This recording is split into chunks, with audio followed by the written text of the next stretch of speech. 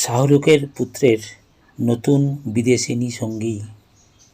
লন্ডনে ছুটি কাটানোর মাঝেই নতুন প্রেমের গুঞ্জনে আলোচনায় শাহরুখ পুত্র আরিয়ান খান। গভীর রাতে লন্ডনের একটি ক্যাসিনো থেকে ডেনমার্কের জনপ্রিয় গায়িকা ভিন্নি টকায়ারের সঙ্গে তাকে বেরোতে দেখা গিয়েছে।